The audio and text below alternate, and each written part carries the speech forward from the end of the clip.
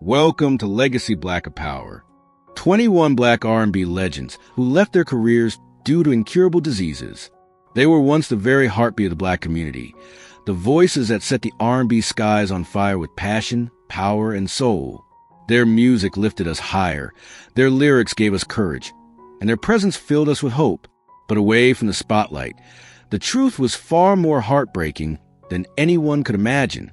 One legend collapsed on stage, paralyzed before the final note ever left his lips. Another, our cherished Queen of Soul, sang her last song while her body was quietly being torn apart by an unforgiving illness. Behind every thunderous ovation were nights of silent suffering. Behind every radiant smile were battles no medicine could ever heal. And what you're about to witness goes deeper than the music. These are the untold stories of 21 Black R&B legends who lost not just their voices, but their very dreams, forced to surrender the stage because of terminal illness. If music has ever touched your soul, if a single song has ever carried you back to the sweetest memories of your life, then this journey is for you. If you've ever been moved by these unforgettable voices, and share their stories, so their light will never fade into silence. Johnny Adams, the angelic voice that faded into silence. They called him the man with the angel's voice. And when Johnny Adams sang, the world seemed to stop spinning. His tenor wasn't loud or showy, but it didn't need to be. It floated like smoke, rich with sorrow, warmth, and unshakable truth. With songs like Reconsider Me, Johnny carved his place as a Southern soul icon, a quiet storm whose voice could hush a crowded room into reverent stillness. But even angels carry burdens. At the height of his career, Johnny faced an invisible enemy, prostate cancer. It wasn't a sudden strike, but a slow, cruel thief, draining him day by day, whisper by whisper, until the very gift that defined him began to slip away. In the fall of 1997, during a rehearsal in New Orleans, the unthinkable happened. Mid-song, Johnny stopped, sat down, and whispered through shallow breaths, "I can't catch my breath." It wasn't fatigue. It was surrender. Soon after, concerts were canceled, recording sessions abandoned. The man who once lit up rooms with a single note now sat in silence, staring at the microphone like it might remember him when his own voice could not. "I don't think I can sing anymore," he admitted softly to his manager. No farewell tour, no grand goodbye, just the quiet truth from a man whose voice had given all it could. As his health declined, Johnny retreated from the spotlight. He didn't want fans to see him frail. But when news of his passing broke in September 1998, a heavy hush fell across New Orleans. Not just mourning the man, but the silence left behind where his voice once soared. Johnny Adams didn't just sing songs. He breathed life into them, gave them a soul. And when he left this world, he carried a piece of that soul with him. His story remains a haunting reminder that health is never guaranteed, and that sometimes a voice fades not because it lost its beauty, but because it gave too much of it to us. Don Covay, the soul legend silenced too soon. Don Covay may not be a household name, but to true soul and R&B believers, he was a giant hiding in plain sight, a genius whose fingerprints were all over the music. He wrote timeless hits for Aretha Franklin and Otis Redding, while carving his own legacy with tracks like Mercy, Mercy. His voice wasn't just sound, it was fire, grit, and pain woven together. The cry of a storyteller who lived every lyric. Don didn't just sing soul. Don was soul. But on a quiet afternoon in December 1992, everything changed in an instant. While visiting a friend in Brooklyn, Don suddenly collapsed. A massive stroke struck him without warning, tearing away everything that defined him. His body stiffened, his face twisted, his right hand shook uncontrollably.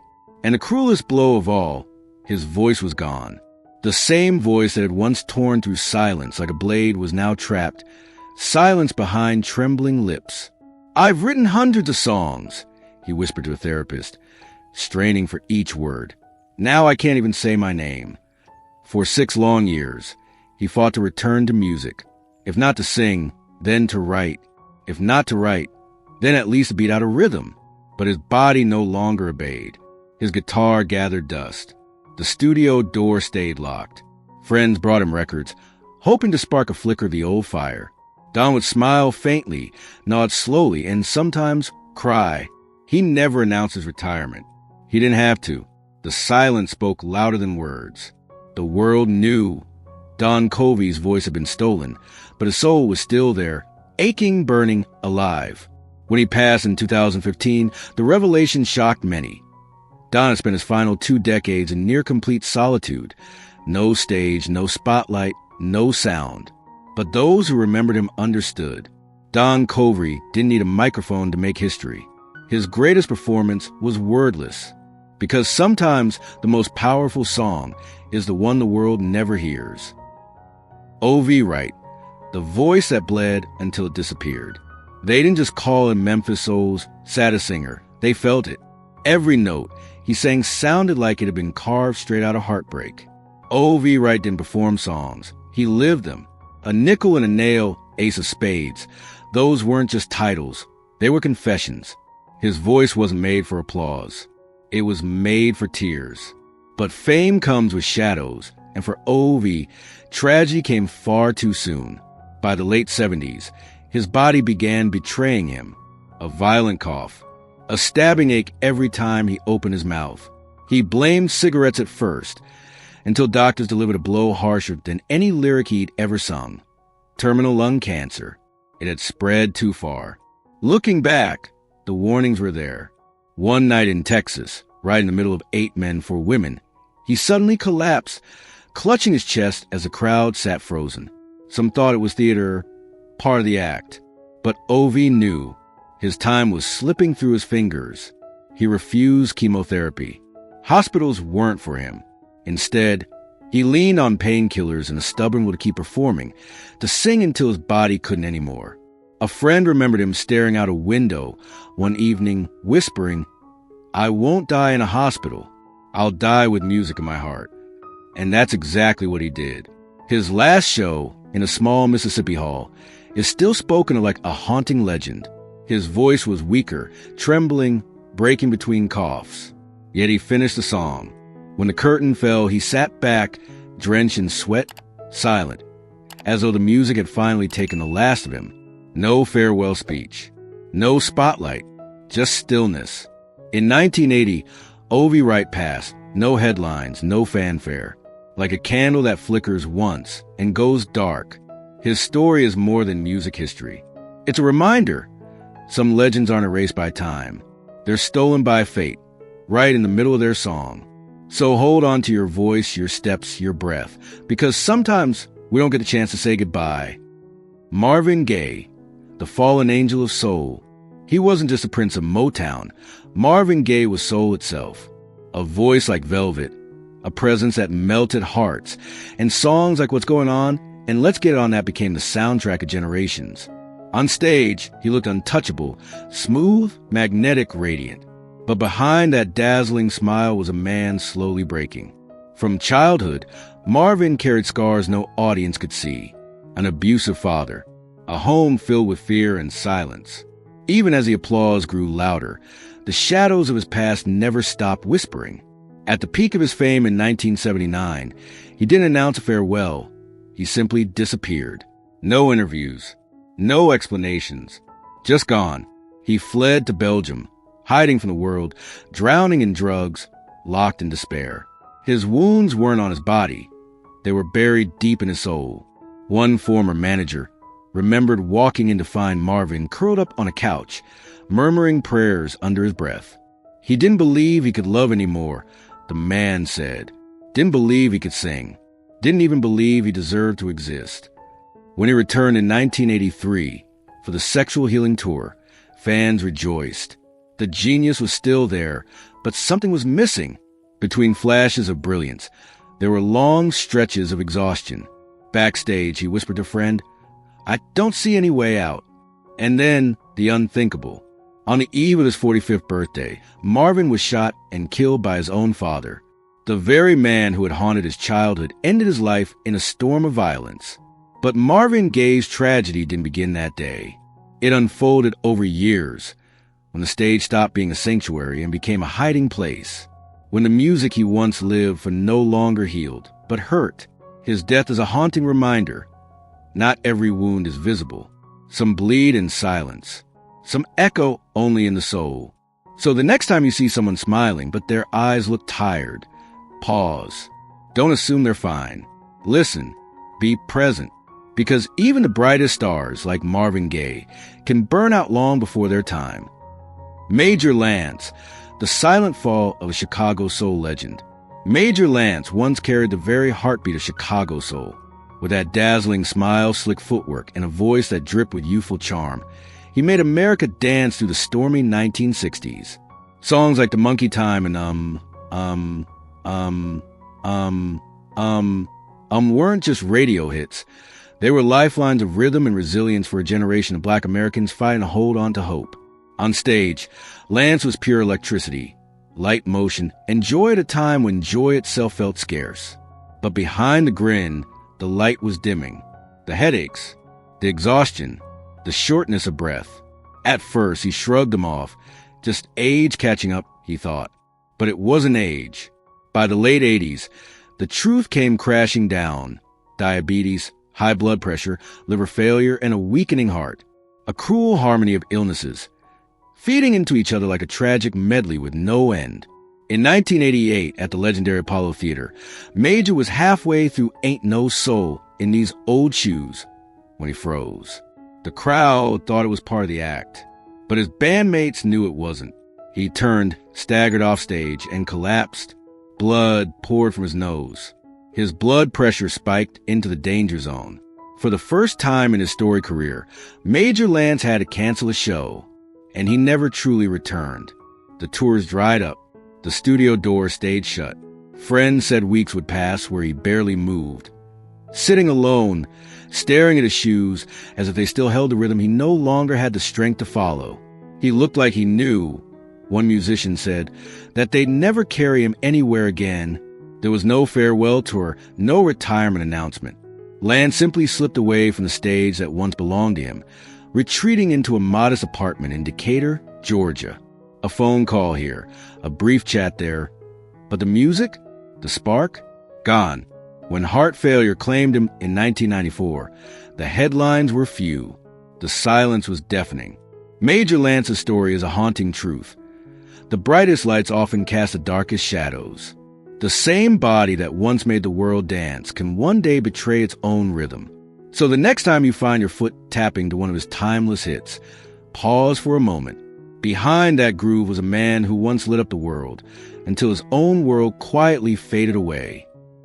Ray Charles, the blind genius who faded away in silence. Ray Charles wasn't just a musician. He was survival set to melody, resilience turned into rhythm. Born into crushing poverty and blinded at 7, he didn't simply play the piano. He reinvented the language of music itself. With fingers that seemed to see and a voice drenched in raw emotion, Ray fused gospel, jazz, country, and R&B into something the world had never heard before. Georgia on My Mind, Hit the Road Jack, I Got a Woman. These weren't just songs. They were hymns of defiance, cries of joy and pain that became the heartbeat of Black America. But even geniuses aren't immune to the quiet cruelty of decline. By the late 80s, decades of heroin and alcohol abuse caught up with him. Though sober, the scars were permanent. His liver and kidneys were slowly shutting down. Still, Ray pressed on, smiling through the pain, refusing to let the world see weakness. Then in 1995, during a show in Kansas City, the mask slipped. While playing You Don't Know Me, his hand faltered, his voice cracked, his body trembled. The audience applauded, thinking it was part of the act. But backstage, he vomited blood. When friends begged him to go to the hospital, he whispered, "Don't let them see me weak. I'm still Ray Charles." By the early 2000s, the cancellations piled up, officially personal matters. In truth, desperate treatment for organ failure. Doctors urged a transplant. Ray refused. He chose dignity over machines, retreating into his Beverly Hills home. A mansion once filled with laughter and music, now echoed with silence. Ray didn't want the world to remember him in a wheelchair, a family member revealed. He'd rather disappear than be seen as less than himself. And so he did. On June 10th, 2004, Ray Charles slipped away quietly. No farewell tours, no final curtain calls. Just silence, like the last note of a song too powerful to fade gently. He left behind more than records. He left a legacy carved in pain, triumph, and unshakable soul. Ray's story is not just about the music. It's about a man who fought impossible odds, stumbled, rose again, and when the end came, bowed to it with grace, until his final breath. Every note he sang carried the weight of a man who lived as if each performance might be his last. And that's his gift to us. Proof that even in blindness, brokenness, or exhaustion, life can still resound with a song the world will never forget. David Ruffin, the forsaken soul of the Temptations. David Ruffin wasn't just the voice of the Temptations. He was their heartbeat, their fire, their sorrow wrapped in song. When he belted out, "Ain't Too Proud to Beg," or "My Girl," it wasn't just music. It was confession. Every cracked note carried a wound the world couldn't see, and every lyric felt like it was bleeding straight from his soul. On stage, he looked untouchable, sharp suits, flawless posture, a presence that could silence any room. But behind that polished mask was a man weighed down by shadows. Cigarettes burned through his lungs, drugs poisoned his body. But it was his mind, the fragile, brilliant mind, that began to unravel first. Slowly, painfully, the music he once lived for started slipping through his fingers. In 1989, during a rehearsal in Detroit, the mask cracked. The band played on, but David stood frozen, staring into nothing. "I thought he was lost in the song," Otis Williams later recalled. But Way moved closer. He saw the truth, tears rolling silently down David's face. And then came the words that would haunt everyone who heard them. "I can't hear the music anymore." From that moment, the decline was merciless. He canceled shows without warning, fled studios mid-recording, whispering that he couldn't breathe, even in wide, empty spaces.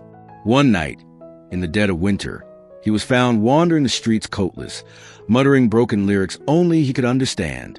His family, heartbroken and helpless, had no choice but to seek help. Though he never officially said goodbye, the truth was brutal. The stage had already left him.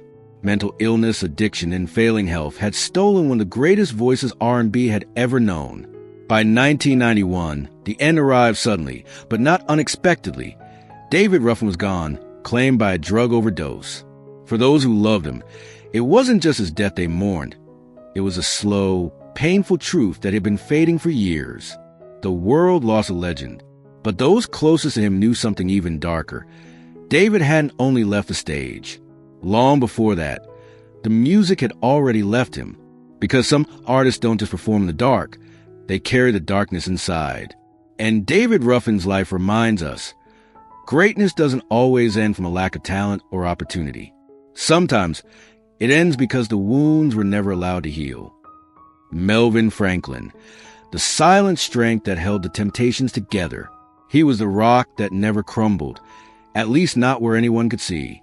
Melvin Franklin, the velvet deep heartbeat of the Temptations, didn't need the spotlight to leave his mark. His bass wasn't just a note in the harmony. It was a foundation, the anchor, the steady pulse that gave the group its soul. But behind that commanding calm was a man carrying a battle the world rarely saw. In the early 1970s, doctors gave him a cruel diagnosis, rheumatoid arthritis, a disease that turned every step, every movement into pain. Still, Melvin pressed on. Night after night, he sang through fire, propped up by painkillers strong enough to floor most men. Doctors begged him to stop, warning of permanent nerve damage. But Melvin's answer was always the same. The music came first. His brothers came first. Then came 1993. On stage, mid-performance, his body finally betrayed him. A full body cramp struck without warning. He kept singing. He finished the line. But the moment the curtain dropped, he collapsed, his legs numb, his hands locked in agony. The doctors delivered their ultimatum: walk away from the stage now, or never walk again. Melvin's only request? Let me record one more song. That final track became his last gift to the world. After that, he slipped quietly into family life. His niece and niece remember mornings where he'd sit in his chair, playing Temptations records, silently mouthing the words he once thundered to thousands. When asked if he wanted to return to the spotlight, he only shook his head. "I was there. Now, I just want to hear it again. In 1995, after a string of seizures brought on by neurological complications, Melvin Franklin passed away in his sleep. The headlines read, "Friends mourn," but those words never capture the truth. The years he fought his own body just to keep the music alive. The strength he poured into every harmony. Even when pain nearly broke him, Melvin Franklin proved that not all strength is loud. Some of the strongest among us fight their wars in silence, carrying the weight until their bodies can't carry anymore. His story is a reminder. If you wake up pain-free today, you've been given a gift. Don't waste it. Live fully, love deeply, and honor those who gave everything, even when no applause could ever repay them. Curtis Mayfield, the paralyzed genius who still wrote with his soul. Curtis Mayfield wasn't just a funk and soul legend. He was a heartbeat of a movement. His songs, "People Get Ready and Move On Up," weren't just music. They were marching orders for the civil rights era, anthems of hope when the world felt hopeless. His guitar spoke faith. His voice carried love, and his lyrics became a shield for a generation fighting against injustice. But the man who lifted millions with his music would face a tragedy that nearly silenced him forever. August 1990, a summer night in Brooklyn. Curtis was mid-performance when disaster struck. Without warning, a massive lighting rig came crashing down on him. In seconds, his spine was shattered, his body paralyzed from the neck down. The world gasped, the soul of a generation now trapped inside a motionless frame. Yet even in that cruel stillness, his spirit refused to break. Curtis could no longer strum his guitar, but his mind burned brighter than ever. Friends recall how he continued to create, not with his hands, but with his voice. He would lie in bed, dictating lyrics breath by breath, guiding sound engineers with only his eyes, his willpower, and his soul. His final gift, the New World Order, was recorded flat on his back. Each lyric came between labored breaths, each note soaked in pain, faith, and unshakable resilience. What should have been silence became his loudest statement. That true art is born from purpose, not circumstance. A close friend once said, Curtis wasn't just an artist. He was a spirit you couldn't break. Curtis Mayfield passed away in 1999, complications from his injuries finally ending his battle. But his message lives on. He proved that even when the body fails, the soul can still move mountains. Because real music, the kind carved out of struggle, faith, and purpose, never dies. It keeps rising, it keeps moving, and it never falls silent. Aretha Franklin, the queen who fought in silence. Aretha Franklin wasn't just the queen of soul. She was a heartbeat of Black power, beauty, and resilience. Every time she opened her mouth to sing, she didn't just deliver a performance. She delivered a sermon, a revolution, a reminder that music could heal and empower. From the thunder of respect to the tenderness of, "You make me feel like a natural woman," her voice could shake the heavens and mend the broken. But behind that powerhouse voice was a woman carrying a secret battle. Starting in 2010, something shifted. She began canceling concerts with no explanation, skipping interviews, vanishing from the spotlight. Fans worried, but she only smiled and insisted, "I'm fine." By 2011, the whispers grew louder, cancer. Still, nothing was confirmed. Then came a night in Chicago. Aretha stepped onto the stage, frail and clutching her stomach, a shadow of the titan she once was. She sang Bridge Over Troubled Water with every ounce of courage left in her, but midway through she faltered, sat down, and quietly wept backstage. Someone overheard her whisper, "I can't control my body anymore." The truth emerged at last: pancreatic cancer. Silent, brutal, unforgiving. She refused chemotherapy. No desperate measures, no hospital beds. She chose dignity, retreating to her Detroit home, the very place where her journey began. On August 16th, 2018, the Queen of Soul passed away. Not with grand encore, but in quiet retreat, far from the applause. Yet her voice lives on. In every record, in every chorus, in every heart she touched. Her silence became its own anthem. Even the strongest need rest. Even legends have limits.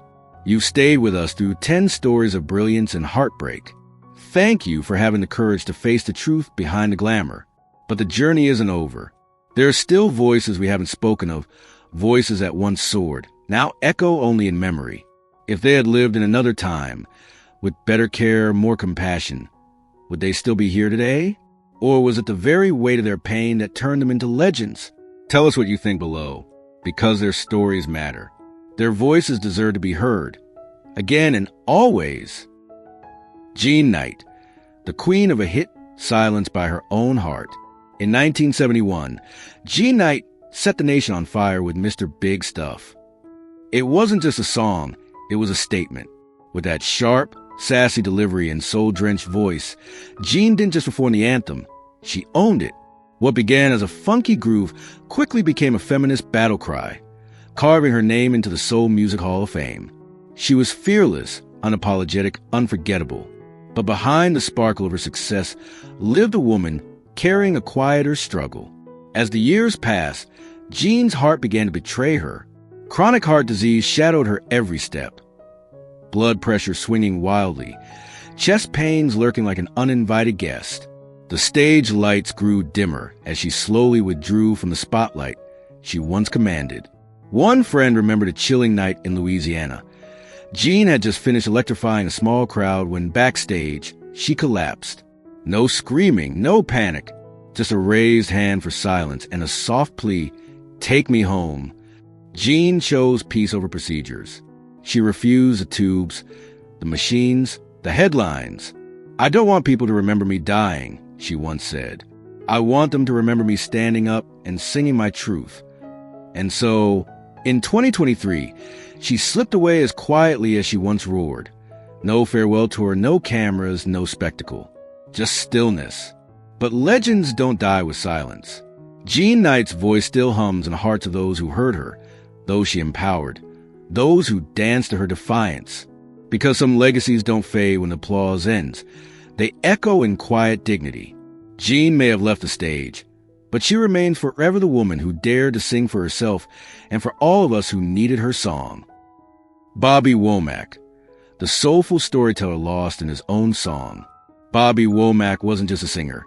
He was a preacher of pain, a poet of survival, a soul man who turned life's hardest blows into living music. His voice didn't glide. It trembled, cracked, and broke like a heart shattering right in front of you. Every lyric sounded less like performance and more like confession, a torn diary page he never planned to read aloud. But the gift that made him unforgettable was also the one fate cruelly stripped away, his memory. By the early 2010s, something wasn't right. On stage, Bobby began slipping, forgetting the very words that once poured out of him like second nature. In London, during a performance of Across 110th Street, he froze mid-song, his eyes distant, his voice faltering. Looking at his band with childlike confusion, he whispered, "Where am I?" That chilling moment was the first public crack in a masterpiece slowly fading from a canvas. Doctors gave him the news no artist wants to hear: early-stage Alzheimer's and prostate cancer. He kept performing for a while, pushing through, but the struggle showed. Behind the spotlight's glow, exhaustion clouded his once fiery eyes.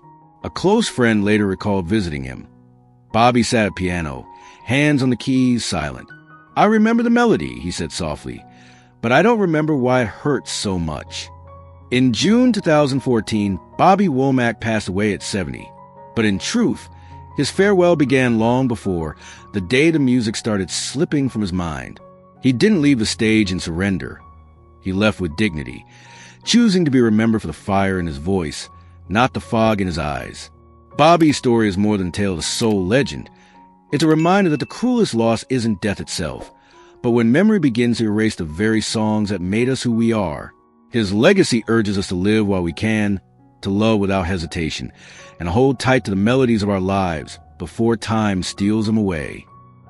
Donny Hathaway, the genius torn between brilliance and darkness. Donny Hathaway wasn't just a singer. He was a vessel of something divine.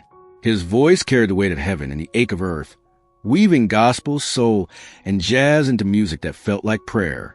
When he sang A Song for You, or Someday We'll All Be Free, it wasn't just performance. It was confession, redemption, and hope wrapped in velvet sound. But behind that transcendent gift lived a private storm. Donny battled schizophrenia, a shadow that never left his side. On stage, he radiated confidence, a prophet of soul whose presence felt larger than life. Off stage, paranoia haunted him. He once whispered to a turned-off television, convinced the FBI was watching through hotel speakers. The same mind that birthed brilliance was quietly unraveling. In January 1979, while recording a long-awaited reunion album with Roberta Flack, Donny suddenly walked out of the studio. Hours later, he was found lifeless outside New York's Essex House Hotel, fallen from the 15th floor. To this day, no one knows if it was a tragic accident or a final surrender to the darkness. What remains is his echo, a man too fragile for the world, yet powerful enough to heal it with song. Donny Hathaway never said goodbye. His illness stole him without warning.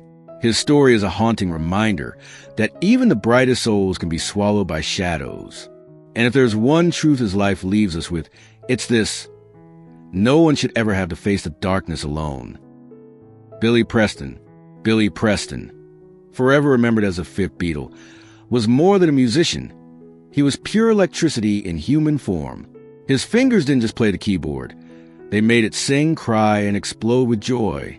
On stage with giants like Ray Charles, Aretha Franklin, and the Rolling Stones, Billy wasn't a sideman. He was a spark. The Beatles called him their fifth man for a reason. Nobody could light up a song like Preston. But behind the dazzling rhythm and brilliance, a darker story was unfolding. For decades, Billy fought a silent war against kidney disease and liver failure. The battle was merciless. By the early 2000s, his once regular appearances had grown painfully rare. One friend recalled a heartbreaking studio moment. Billy, dizzy and unable to control his bladder, broke down in tears. He buried his face in his hands and whispered, "I can't play music if I can't control my body." That was the day the music truly stopped. From there, his health spiraled. His spirit burned to keep fighting, but his body had already surrendered. On June 6, 2006, Billy Preston slipped away quietly, far from the roaring spotlight that once bowed to his genius. Yet to those who ever heard him play, his final notes weren't a defeat. They were something deeper, the haunting cry of a soul betrayed by the vessel carrying it. So remember this: protect your body the way you protect your dreams. Because when the body fails, even genius can't carry the tune. Minnie Riperton, the 5-octave angel whose voice the world lost too soon. She wasn't just a singer. She was a miracle in human form. Her voice could soar across 5 octaves, gliding effortlessly like sunlight breaking through stained glass. With Loving You, she gifted the world a lullaby so fragile, it felt as if it had drifted down from heaven itself. But behind that angelic sound was a private war, a battle Minnie fought with courage, grace, and quiet strength. In 1976, her world shifted when she was diagnosed with terminal breast cancer. Most would have retreated. Minnie chose the opposite. She became a fearless voice of the American Cancer Society, raising awareness even as her own days grew numbered. Yet off stage, she carried the weight of truth. In one haunting performance, she clutched her stomach mid-song, her once boundless voice trembling. Later, she confessed to her husband, almost in a whisper, "I can't sing like I used to." Knowing her time was short, Minnie turned away from the spotlight to embrace what mattered most, her family. She poured her remaining love into her children, leaving them memories instead of regrets. And then, in July 1979, at just 31 years old, the world went silent. That radiant voice, that celestial gift, was gone. But the echo of her music, delicate, eternal, still lingers like a hymn the earth refuses to forget. So if you carry a song in your heart, don't hide it. Don't wait. Sing it today. Sing it while you can. Luther Ingram, the voice that whispered to the soul and faded silently.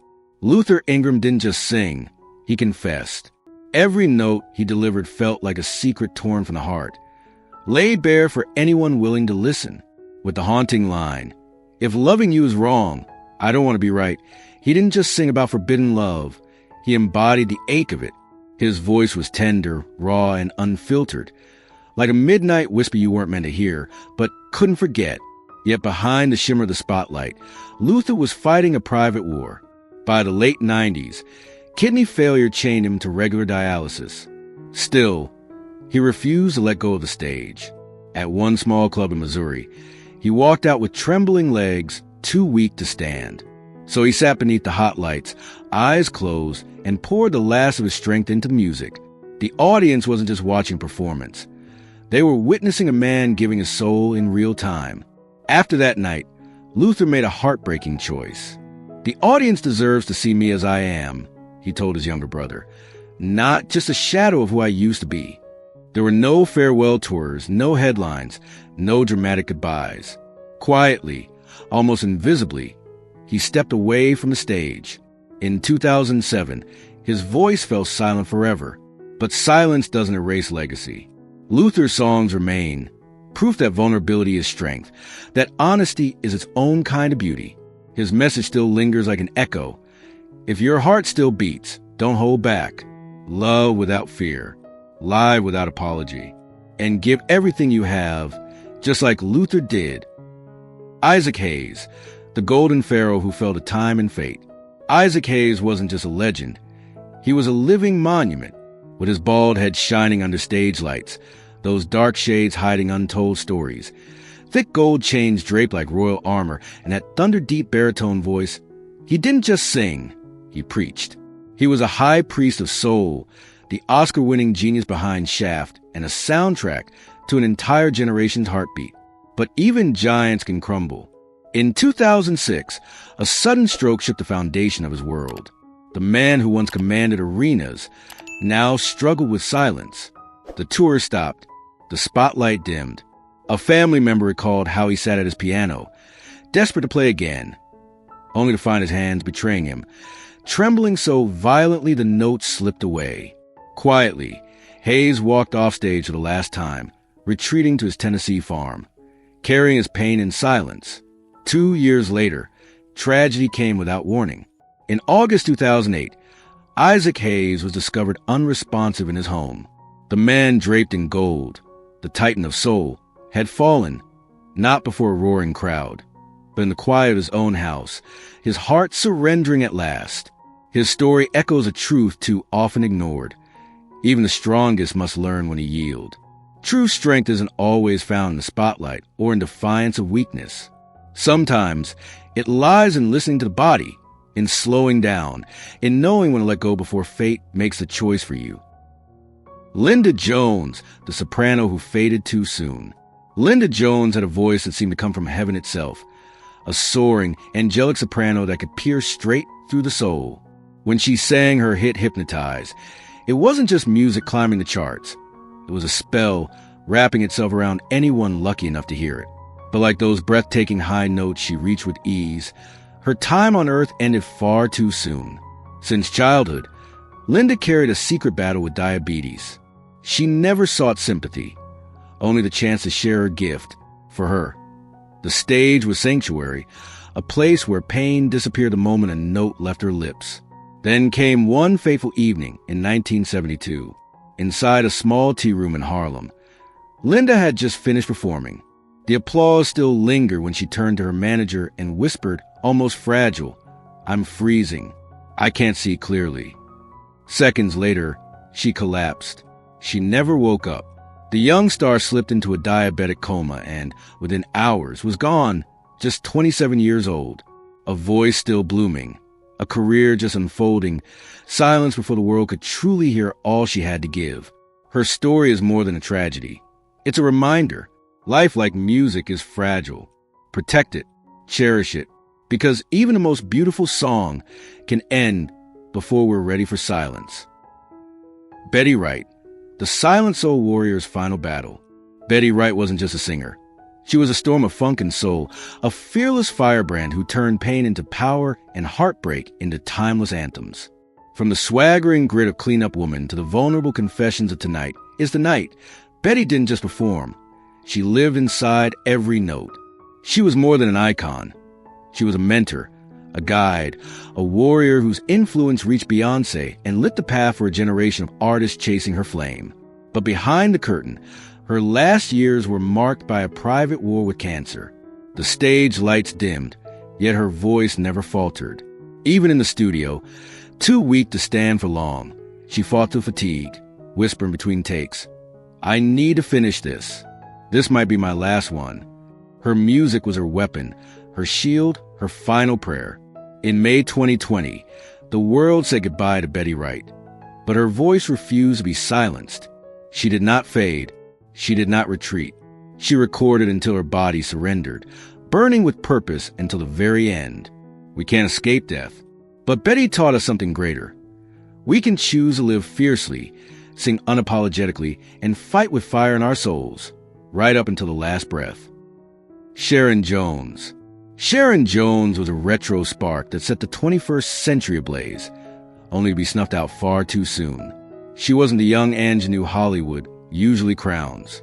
Sharon's breakthrough came late, after years of being overlooked. Fame didn't find her until her 40s, but when it did, she exploded like a force of nature. Her voice? Pure fire. Her presence on stage? Unstoppable. As a fearless frontwoman of the Dap Kings, Sharon didn't just sing soul music. She resurrected it, dragging an entire genre back into the light through sheer will and passion. But just as her flame burned brightest, fate struck cruelly. In 2013, she was diagnosed with pancreatic cancer. Most would have stepped away for good, but not Sharon. After treatment, she returned to the stage just months later, bald, fragile, but blazing with more life than ever. To audiences, she wasn't just a performer. She was a warrior staring death in the face and refusing to bow. Yet behind the curtain, the pain was relentless. During one of her final shows in New York, after the applause shook the walls, Sharon collapsed backstage. Fighting through the agony, she whispered to her assistant, "I want the audience to remember me as Sharon Jones." That was her last performance. She retired soon after, and a year later, surrounded by those who love her most, Sharon took her final bow. Her life may have been short, but it was incandescent. Sharon Jones' story reminds us that we don't always choose when we arrive or when we go, but we can choose to burn bright defiantly while we're here. Ernie Isley, the silent warrior who faded into the shadows. Among the legendary Isley brothers, Ernie Isley was a quiet storm. The soul in the strings, the hidden architect behind some of the most electrifying funk and R&B grooves of the 80s and 90s. Much younger than his iconic brothers, Ernie didn't just play guitar. He lived through it. Every riff carried emotion. Every solo painted stories words could never capture. His sound wasn't background, it was heartbeat. But as a new millennium arrived, that heartbeat began to fade. The tours stopped. The solo sessions ended. Silence replaced the music. Behind closed doors, Ernie was fighting a cruel enemy, peripheral neuropathy. This devastating disorder stripped him of control over his muscles and reflexes. The same fingers that once danced across the fretboard with lightning precision grew numb, stiff, and unresponsive. Spasms came without warning, feeling drained from his fingertips, an unthinkable fate for a master guitarist. One day in the studio, he sat before his beloved guitar for more than an hour. He tried to summon the magic, but not a single chord would come. Finally, he set it down gently and whispered, "I can't fool the audience." From that moment, he walked away from the stage, not because his heart had grown quiet, but because his body had. Ernie Isley didn't pass away, but a part of him did the day his fingers stopped listening. That is the tragedy the spotlight never shows. Because sometimes artists don't abandon their art, their bodies do. That's why we have to live loudly, love fiercely, and hold on to our passions while we can. One day, you may reach for what you love and feel nothing at all. Behind every iconic song lies an untold battle. Pain, loneliness, sacrifice that fans rarely see. That's why every note matters. Every performance could be their last. If Ernie's guitar has ever moved you, let him know. Leave a comment. Share his story. Help keep his legacy alive in the hearts of those who still listen. Because love, real love, is the one thing no illness can ever silence.